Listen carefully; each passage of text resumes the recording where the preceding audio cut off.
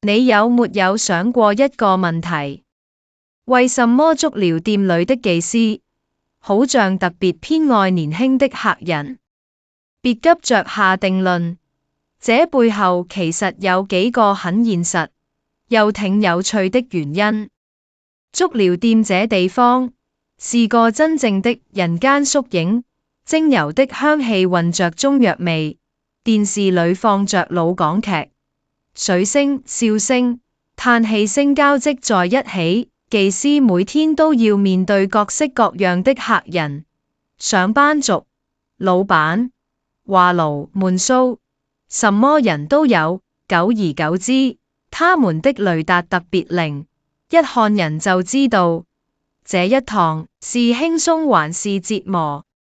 年輕客人呢，通常比較單純，進店就一個念頭：放鬆，按舒服就好。結果怎樣？坐着滑手機，不多話，不挑剔，整個過程像一場無聲的默契合作。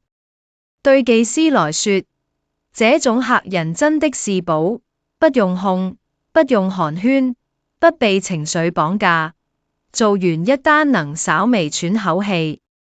可要是碰上那種老江湖，一邊按摩一邊試探，一開口就想佔點便宜，或講個不停，愛指導人，那整個班下來，技師不光是手酸，連心都累。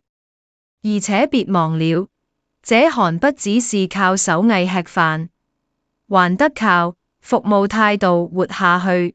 要是說錯一句話，得罪了客人，被換掉，那天的業績全亂。能遇到一個安靜、不折騰的客人，對他們來說是奢侈的舒適。然後說到現實，錢。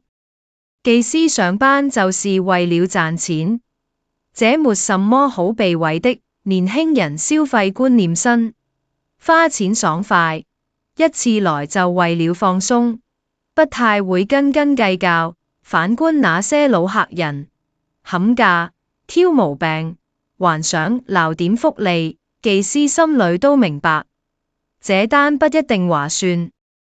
所以呀，誰不喜歡態度好、消費爽快的年輕客人？還有一層更細微的心理，想象一下，你每天面對的都是油膩的大叔，慣性開玩笑的大哥，久了，那種氣氛會讓人窒息。可要是突然走進來一個乾淨、有禮貌、笑起來真誠的年輕人，那一刻，店裏的空氣都變得輕了。對技師而言，那不只是好客人，更像生活裏的一個小亮點。